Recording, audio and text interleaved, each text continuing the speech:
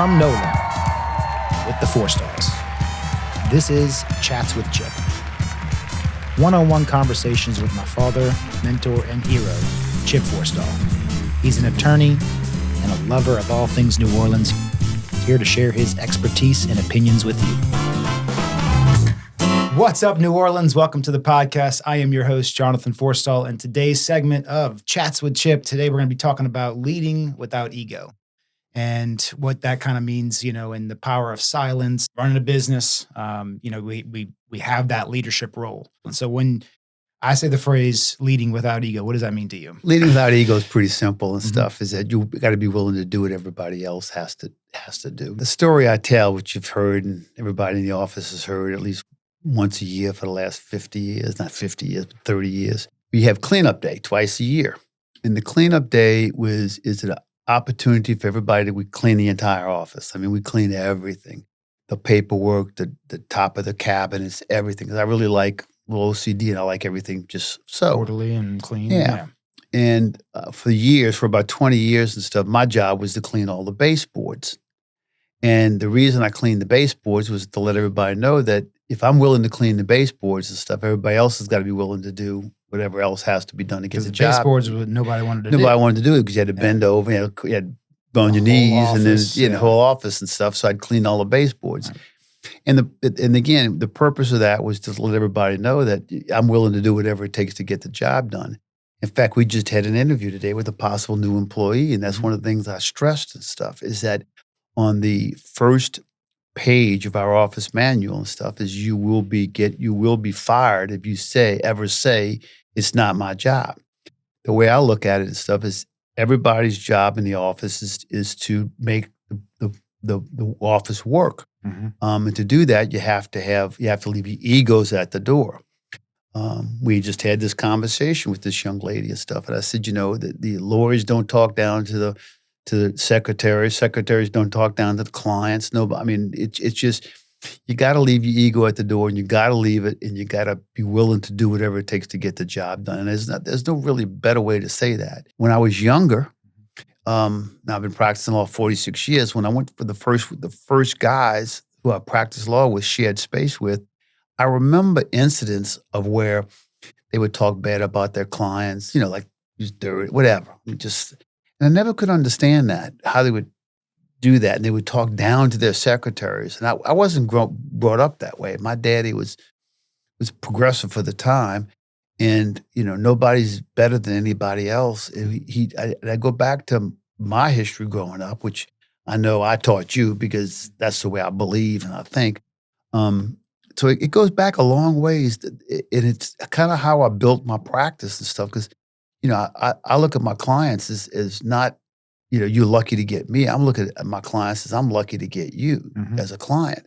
And I've been that way my entire career. And I think that's why we as an office generate so much business, return business and referral business, because we treat people right.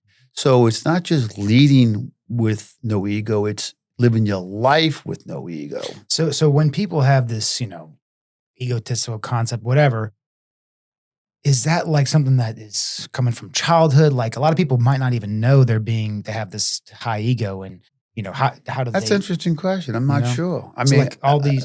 Yeah, I mean, I know what you're talking about because I know people like that. How does it get there? If they have this huge ego, how does it get there? Is it something that is built over time? Is it something from childhood? Is it something from the places you work? I'm gonna tell you, I think it's from insecurity. That's what I think it's from. Because if you gotta have a big ego and you gotta project a big ego like you're better than everybody else, there's gotta be something wrong with you. I mean, when I say something wrong with you, the way, like you said, that was probably the way you were brought up. I wasn't brought up that way. In fact, I've had compliments before about you're just a regular guy, and that's my answer is absolutely. And the people, you talk about that. I think about the people who have the big egos and stuff, and it's not have a problem having. Don't get me wrong. I like who I am, and I think my ego my ego's fine. It's not like I don't think myself as a good person, or I've always said I don't think I'm smarter than anybody. I just work harder, but it's not thinking it. It's the way you act.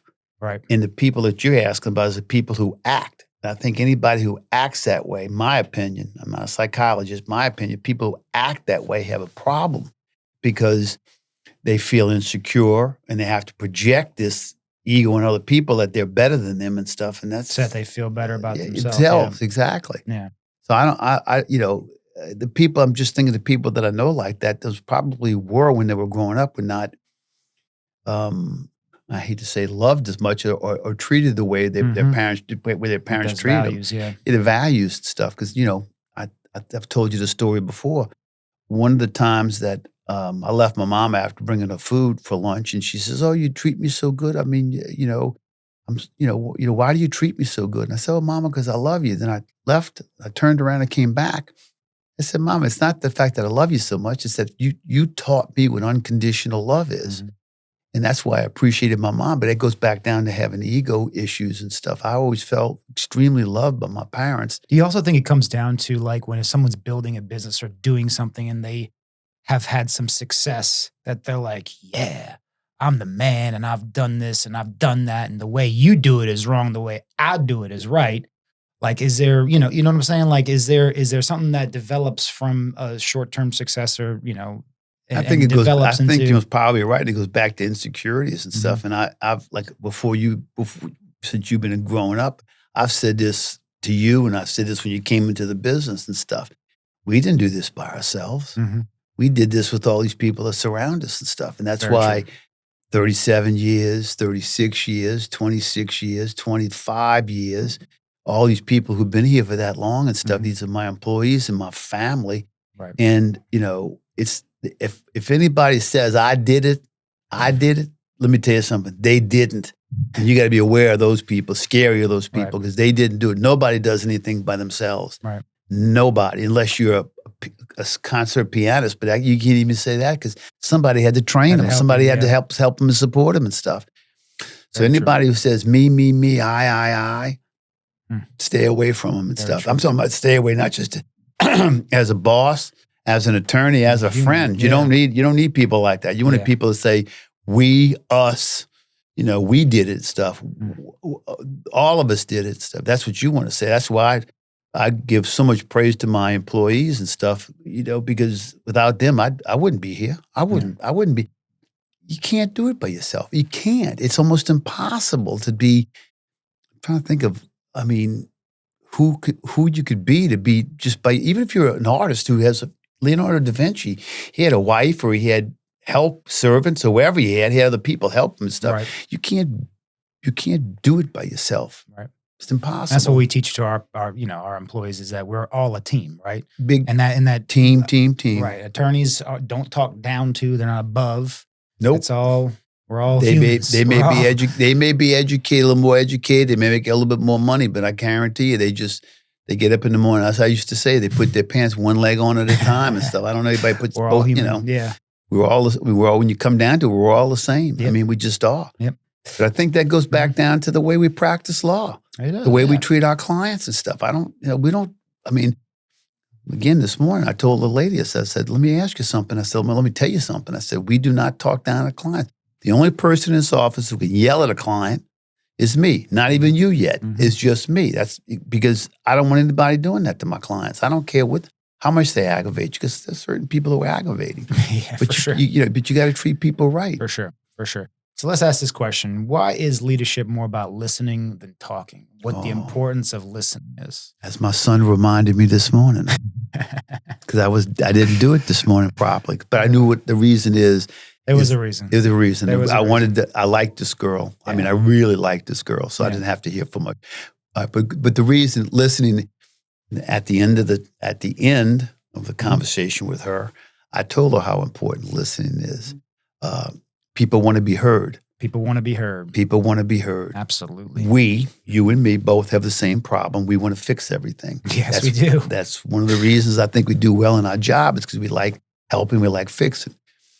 But again, me being a little bit older than you, a lot, I've been trying to teach you and stuff, is that listening is the single most important thing you can do to somebody to validate their feelings.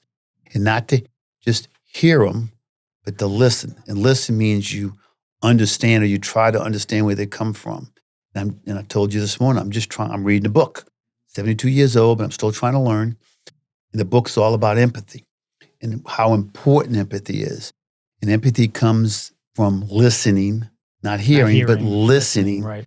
and trying to understand the other person's point of view, whether they're right or they're wrong and stuff. But you have to listen so you can make an evaluation. You can understand where they're coming from. Then you can better handle their problem, either socially, in your family, your friend group, or as an attorney in this office, because again, people want to be heard. They want to be listened to.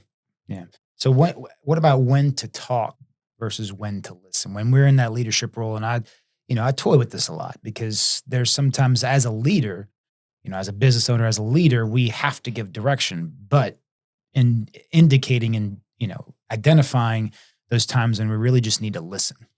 Well, you always listen, but you just hit which is, again, something that we've talked about ad nauseum, you and I.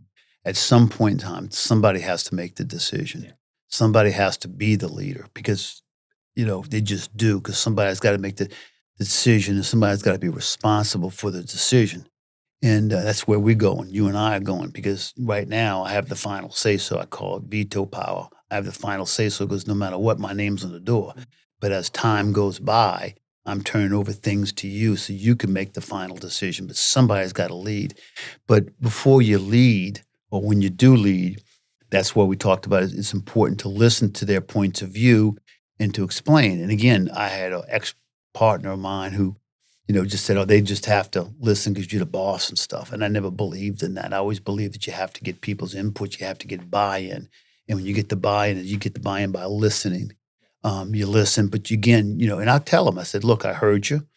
I understand, but that's not the direction we're going to go. This is how we're going to do it. And we make the decision, because at the end of the day, I'm the guy who's got to write the check or have to bear the brunt of the responsibility for mistakes that are made or things that don't go wrong. Right. A smart leader is a guy who can admit that he made a mistake, or we have to change direction of where we're going. And again, that takes, you can't have, this ego. I'm never right. I'm always right. I'm never wrong. Anybody tells you they're never wrong. If anybody tells you they're always right, dangerous. Don't walk away. Run away from them and stuff, because nobody's right all the time, and nobody's, knows all the answers and stuff. Who's the smartest guy in the room? The guy who talks the least? What? No. The guy, I've told you this before too, you can enlist. The guy who knows what he doesn't know. Yeah. Guy, It's not the guy who thinks he knows everything. It's the guy who knows what he knows and knows what he doesn't know. That's the smartest guy in the room. Because then what he does and goes out and gets somebody to help. And that's the guy who doesn't have an ego problem. Right. Healthy ego is important. But an ego problem, is the guy that thinks he knows everything or thinks his way is the only way and his way is the right way all the time. So what is the good amount of ego?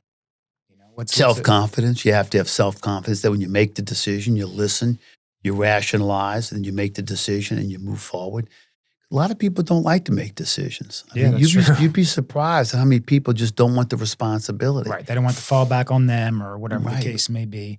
And I've been fortunate because I was the second oldest of 8. And I been taking care of people my whole life and stuff. And when I got divorced, I had custody of the kids and I took care of them. And so I've been making decisions responsible for people and stuff. And as I grew and became more knowledgeable, more well-read, more experienced and stuff, my personal ego got better and stuff, more self-confident. Some people, they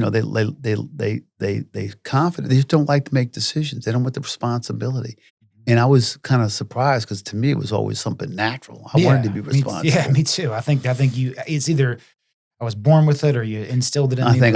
I mean, a little bit of both for you. For sure. Because we preach that a lot around the house and stuff when you were growing up, being responsible, taking care of people and taking care of things. Yeah.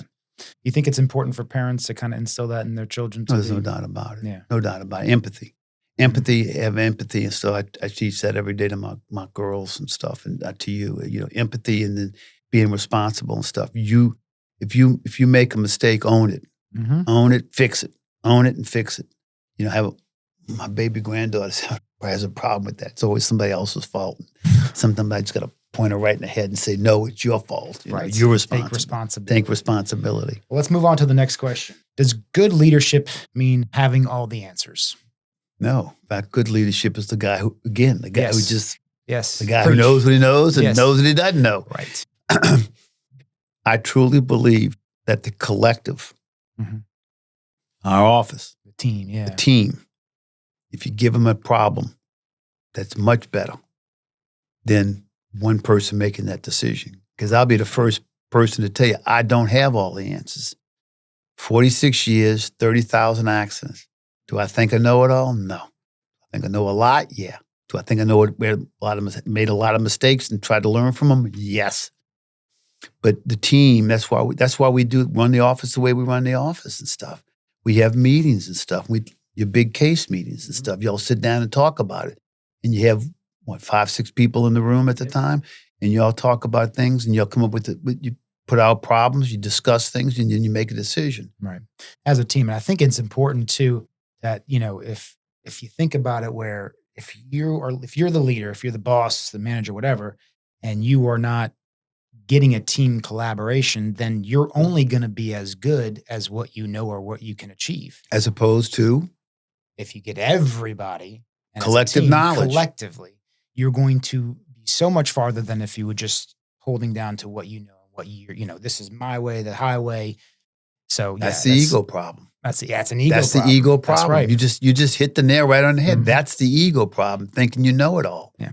And that's why leading having a healthy ego, having a healthy self-respect for yourself. And again, I say it again, knowing what you know and knowing what you don't know. Mm-hmm. And knowing you don't, you're not the smartest guy in the room. What I've told you before, we may not be the smartest, but there's nobody going to outwork us. Right.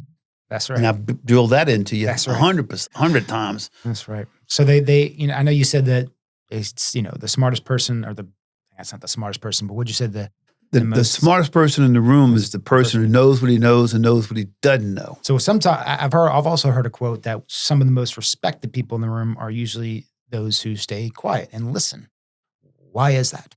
Because the people have to talk all the time and have to get all the attention, usually have an ego issue and stuff. And listening, again, I've told you this 100 times, listening was probably the single most important attribute, tool, quality that you can use. When I was much younger, talked even more than I talk now, thinking I had to have all the answers and I had to have, show how smart I was. Now I realize that by listening and being quiet and respecting other people's opinion, you get more respect that way than you will by talking all the time. So, and I've also heard that insecure leaders, the ones with ego problems tend to be loud. Loud. Why is that? They need the attention. They have the ego. Does that go down to insecurities? Insecurities. Think about it. That's why. Look at me. I'm great. Look at me. Anybody who's got to tell somebody how great they are, or somebody has to say they have all the answers. And I could say who's doing that right now, but I won't because I'm not supposed to talk politics. But I think we all probably know. We all know. Those people are the insecure people. Those people are the ones, again, you don't walk away, you run away because they, it's bad. I mean, it's just, Yeah. So you've talked about confidence versus ego. How does someone who's, growing up young and probably has a strong ego, how do you draw, get that line between good confidence and too much ego? I guess set them in place every now and then. For kids, it depends what you're talking about. Like in our business and stuff, I like my attorneys to have a good, healthy respect for themselves and their ability. I like that. In other words, they know what they're doing. In other words, they know what they're doing with the case. I mean, they feel comfortable handling the case. They feel comfortable going to trial, going to depositions and stuff. That's all the good ego part. The bad ego part is when they verbalize, well, you don't know anything, or I know it all, or I know better than you. I mean, it's that outward expression of ego that's inappropriate. But let me give you a scenario. So like, what if somebody comes to you and it's a problem and this person wants to go this way and you want to go with, option B, right? You want to go this way, but this person is not always, my way or the highway, but they feel very confident, very strong about their direction. That's where listening comes in. Mm-hmm. You listen and you talk about it. And again, as a leader, you got to be willing to say, okay, you know what? Now, there are some things that absolutely positively I will make the final decision on whether they want to do it their way or not. Right. Because at the end of the day, If there's a mistake, it comes out of Comes my on, pocket, or yeah. if there's a mistake, it comes, it's my reputation and stuff. Okay, so there are certain things, but the majority of things, to be honest with you and stuff, I'm going to let people do what they think's best, as long as there's a well thought out, reasonable approach and stuff. If they've thought this out and they can sit down and say, okay, this, and this is why I want to go this way. Well, and I may say, well, I think this way is a little bit better, but we're both going to end up at hopefully at the same result. The answer is sure, go ahead and try it and stuff.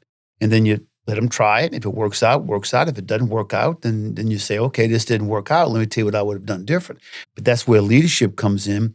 You cannot rule with an iron fist all the time, because then people can't make decisions. Right. And I also think there's value in if they want to go this direction, you give them that power. Oh, absolutely. That even if they're wrong, they feel like they have the autonomy to make those kind of decisions, and it just gives them confidence as well.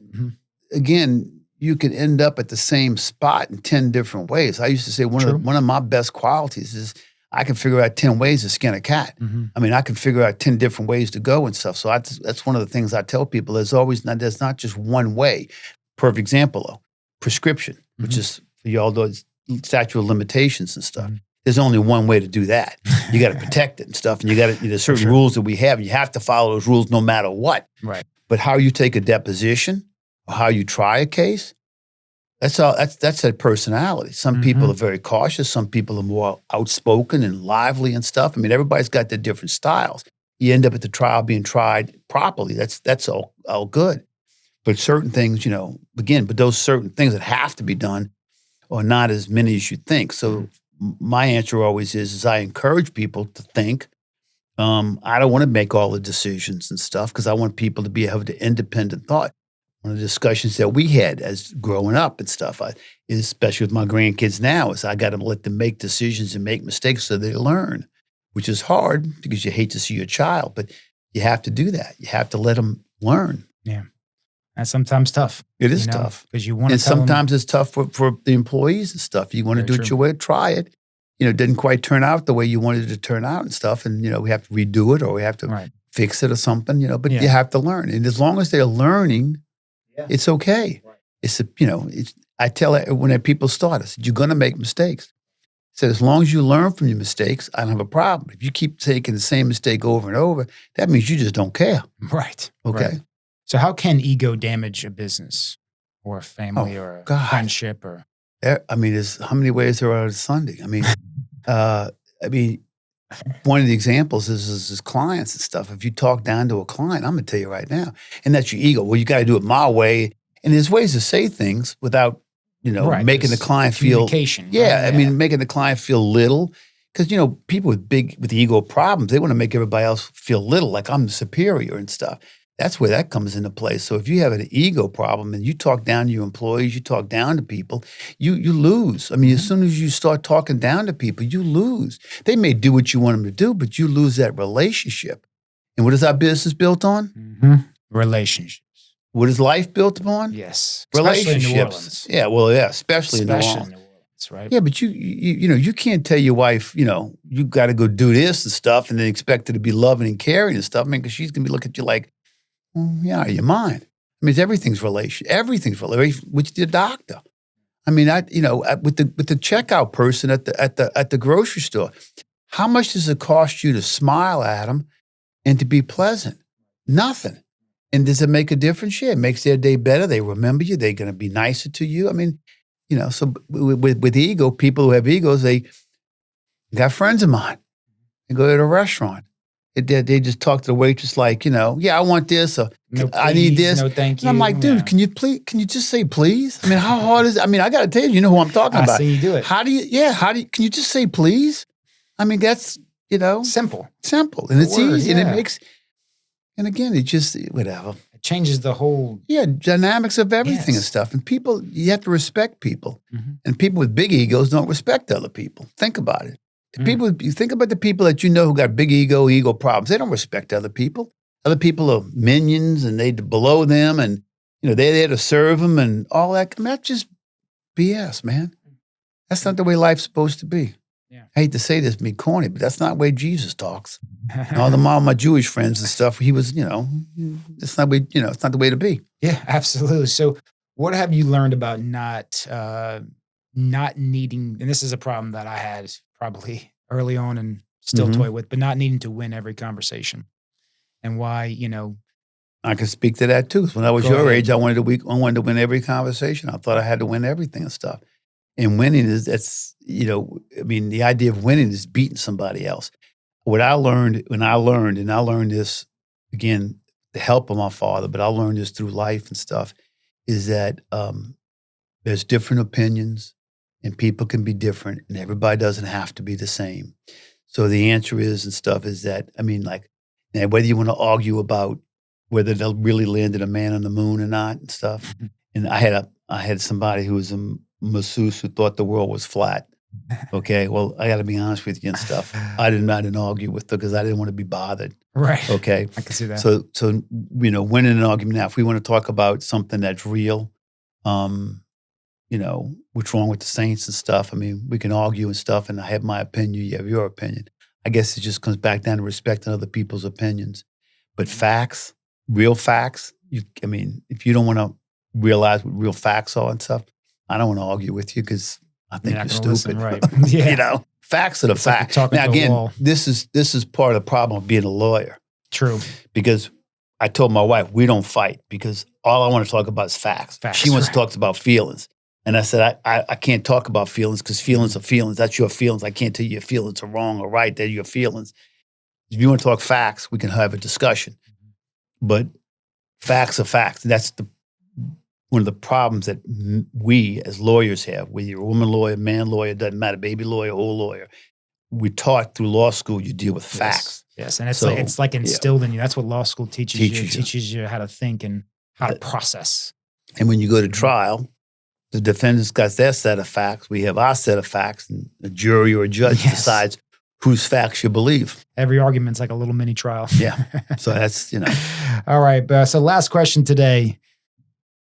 Looking back on your career, looking back on young Chip when he had hair, mhm. some hair, what's one thing you would have told your younger self? And what's one thing or, two things that you would tell people that are watching this that, might not know they have an ego problem, but something that you would tell your younger self about, confidence and ego?